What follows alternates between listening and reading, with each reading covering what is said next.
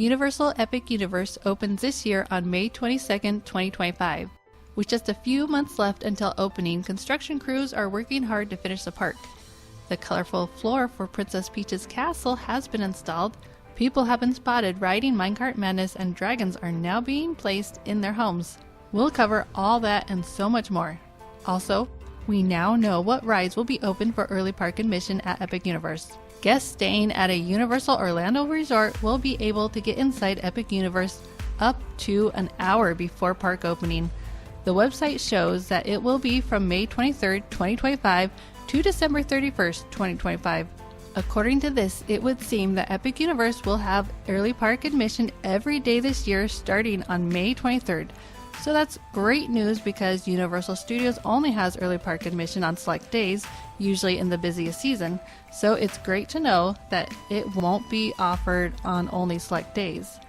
Although on opening day on May 22nd, it will not have early park admission. Super Nintendo World will be open for early park admission. Guests will get to ride Mario Kart Bowser Challenge, Yoshi's Adventure, and Minecart Madness. Plus, the dual launch coaster Stardust Racers will also be available to guests for early park admission. Universal has been installing new signs. Here's a look at Universal's sign at the parking garage entrance at Universal Boulevard and Hollywood Way. It's an animation of stars and nebula, which is perfect for the celestial theme of Epic Universe. The first world we'll check out today is How to Train Your Dragon, Isle of Berk. One half of a sliding door can be seen at the portal. It appears that each portal can be closed off from Celestial Park to restrict access when needed.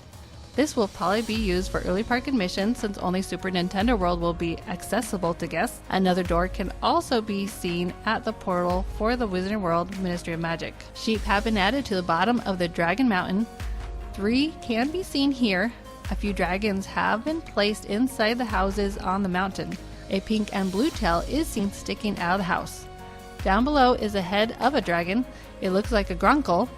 Fish Legs has a Grunkle named Meatlug in the movies. Scaffolding surrounds the tower on top of the portal as they work to put the finishing touches on it. A green dragon holding a sign has been added over in the area near the Haddock Paddock where the meet and greet is. The steel frames have finished their transformation to look like wood beams at the Dragon Racers Rally Queue. A canopy was recently added, plus some netting also has been added to the steel frames. The entrance to Dragon Racers Rally is being worked on. Wood fencing has been added around it. They have also been landscaping the area. We can also see the ride sign and posted wait time better compared to the last update, as well as a sheep sitting on top of the entrance. Even more banners have been added since the last update. Several banners can be seen on the grandstand showing the different types of dragons seen in the movies. The biggest banner in the center shows Hiccup riding Toothless. Even more banners have been added hanging off of the grandstands. On the last update, there were only 2 banners, and still even more banners have been placed over on the top of the tower for the ride. The banners are of Monstrous Nightmare called Hook Fang, which is the dragon Snoutlout rides. On the top of the other side is Astra's dragon named Stormfly. Deadly Natter is the type of dragon that Astrid rides. More tails have been added on this side of the mountain. One looks like a mechanical tail that will move to make it look like a real dragon is inside. The bay has been drained. Some workers can be seen by the Viking ships adding a few more details to it. At the boat ride fire drill, the roof over the load station has been painted with brown stripes. A drawing can be seen on the wall in the middle of the targets for fire drill. The iconic moment between Hiccup and Toothless has been captured in this carving inside a log. This is located just outside their meet and greet location. Lighting has been installed on top of the roof for Mead Hall. 2 sets of doors have been installed at the entrance into Mead Hall. A mechanical dragon tail is getting ready to be installed in the Dragon House. This is near the entrance to the theater, The Untrainable Dragon. Scaffolding has been removed around some of the frames for the Spitfire Grill seating area since they are done painting them. Painting continues on the other half of the frames. Staging of a sheep can be seen just outside the front bay. What looks like dragon wings can be seen near the sheep. This could be the same thing that was wrapped in plastic and staged here a few months ago. Lights can be seen just outside the entrance to the Untrainable Dragon. Toothless is on the ground at the Viking training camp. It looks like something that kids can play on. It could be a seesaw. Something else for the kids to play with is being installed over here. It could be something that spins around. Netting has been added to the wood beams that surround the upper level. a log with a swirl pattern is on the ground over here. It could be a log for kids to crawl into. Over here, they recently installed this bridge made from netting for kids to walk across. It looks like they aren't done with the fountain yet. Graphics of dragons and other designs are being inlaid into the concrete. Now let's see how Super Nintendo World is coming along. The warp pipe has now been installed at the 1UP factory. Mario Motors and Bowser's Castle looks finished. The colorful flooring on the upper level also looks like it's finished. A blue test seat for Yoshi's Adventure has been placed just outside the entrance to the ride. We can also see the height measurement post just before entering Yoshi's Adventure. Palm trees have been installed at the entrance to Donkey Kong Country. We can see a little bit inside the plane for Funky's Fly and Buy gift shop. A drinking fountain can be seen just outside the gift shop. The fog effects are being tested where the minecart skims across the water, and water has also been added to the small pool at this spot. A drawing of a rhino can be seen on the crate for the minigame. This is where the rhino will pop out. We finally get our first view of people riding Minecart Madness. So far we've only seen it being tested with weighted dummies, but now actual people are testing the ride. A large pile of bananas was recently added to Donkey Kong's treehouse. This is the meet and greet location for Donkey Kong. Workers are actively painting trees on the background wall inside Donkey Kong Country. Here's how the finished wall looks on the other side. The archway has been painted a bluish gray at the entrance to Donkey Kong Country. The colorful floor featuring a mushroom is just about complete outside of Princess Peach's castle. The walls around the perimeter of Super Nintendo World are being painted with extra designs. Some of the hills are still gray and haven't yet been done. At Princess Peach's castle, it looks like the windows were installed and have been covered. 3 sets of railings have been installed on the steps just outside Princess Peach's castle. A bunch of vines have been added to the key challenge, Piranha Plant Nap Mishap. There's still a small piece of one of the vines on the ground, not yet installed. More theming elements have been added shooting out of the warp pipes on the portal. 3 stars are seen here. A mushroom is coming out of the blue warp pipe, and the red warp pipe is supposed to have a fire flower coming out of it. We can see the leaves, but the face still seems to be missing. The yellow warp pipe will have a gold coin coming out of it. The facade for the slot machine game is now having the light bulbs installed around the outside. The sign has been added to the outside of Bowser Jr.'s Shadow Showdown. Once you get 3 keys, this is where you will go to play the game. Off to the right, it's covered, but it should be a big lock where you scan your power-up band to gain entry. Poles have been installed outside the Koopa Troopa Power Punch game. This is for the queue and will have a rope in between the poles. Now over at Dark Universe, some interesting U-shaped frames are being added around the Curse of the Werewolf tracks. This will be for safety netting.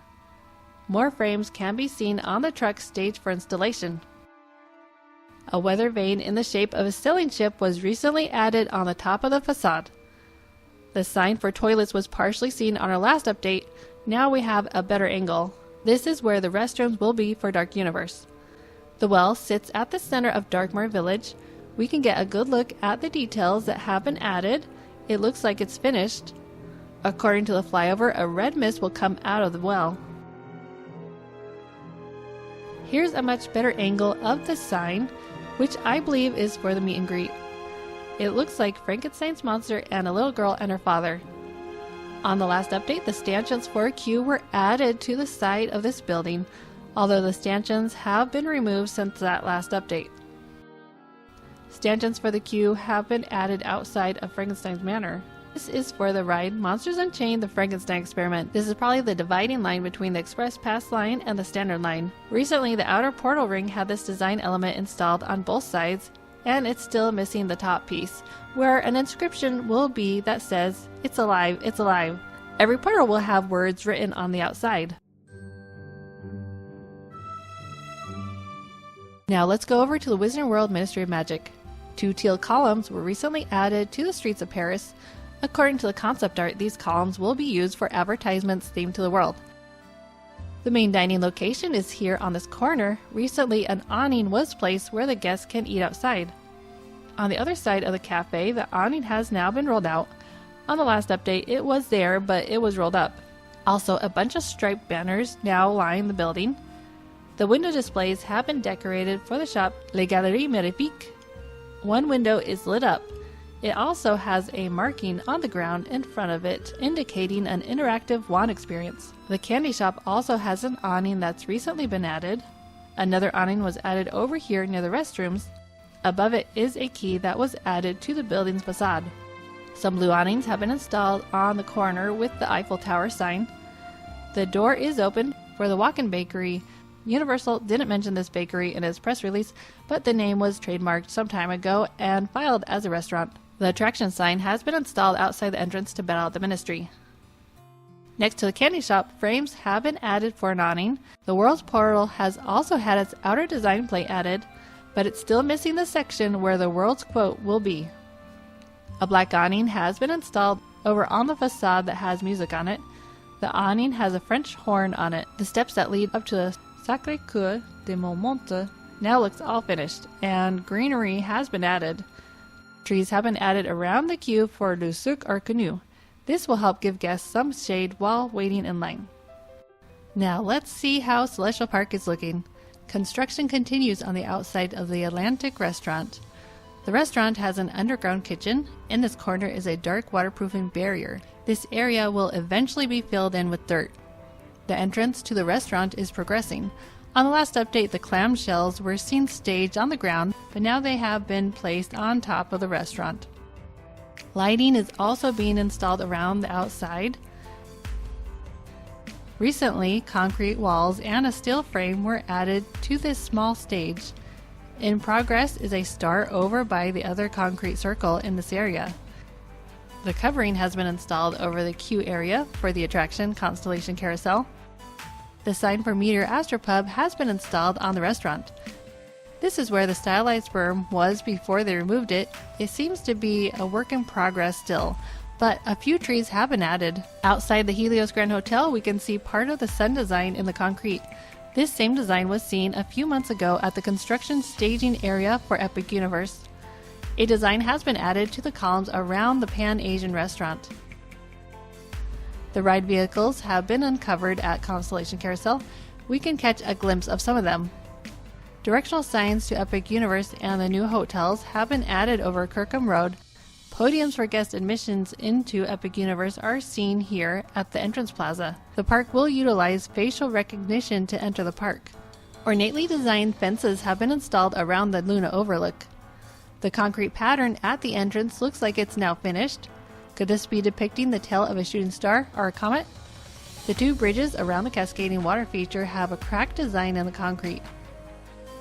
Scaffolding has been removed from the Luna statue. The hare is next to her. The moon and the hare are often associated with one another. In ancient Rome, it represented fertility and life cycles. Just outside the Meteor Astropub is this structure believed to be called Bar Zenith. Underneath, we can see the bar with colorful designs on it. A globe is staged on the ground, and it has the word Zenith on it, and it will eventually be installed on top of the structure. Oaken Star Tavern now has concrete forms to prepare for a concrete pour. It looks like the form could be a star or a sun. It looks like stars have been added to the wall of the restaurant. On the side of the building is a chimney. A star design was added on top of the chimney. A silver orb has been added to the back of the Kronos portal. A pair of restaurants are coming along rapidly. The exterior has really come far in the last few months. Windows have been installed, framed with teal and gold colors. Off to the side, prep work is being done for a concrete pour. Pizza Moon is continuing to see progress on the exterior. Just outside Pizza Moon are some planetary themed items staged and getting ready to be added. Another street sign is being added at Epic Boulevard, with more signs seen on the ground inside a crate. More green turf has been added to the seating area at the show fountain. Only one more section is needed before it's complete. Astronomica is the splash pad inside Celestial Park. It's almost completely finished. It's only missing some concrete on the outside near the railing. Just outside the small stage is a small yellow building that's most likely a control booth for the stage. A bunch of silver orbs are in front of the Comet of Stardust Racers. The sign for Stardust Racers is still not finished. Two comets have been added and are still missing the piece that goes on the end. The stained glass windows of Nintendo characters have been added to the Nintendo Superstar store. Carvings of different characters are placed around the doors. Yoshi and Toad are at this door. Bowser and I think Donkey Kong are at the front entrance of the store. A few updates ago, we noticed circles above the lounge chairs at the Stella Nova Resort pool, but now that the resort is open, we now know that they are lights. And since they are held up with skinny wire, I would guess that at night it probably looks like they are floating in the air. Stella Nova Resort is officially open, and its sister resort, Terra Luna, will open in a few months on March 25th. Thanks so much to BioReconstruct for all his hard work getting these pictures of Epic Universe. And thanks so much for watching, and make sure to subscribe for more content. I'll catch you in the next one.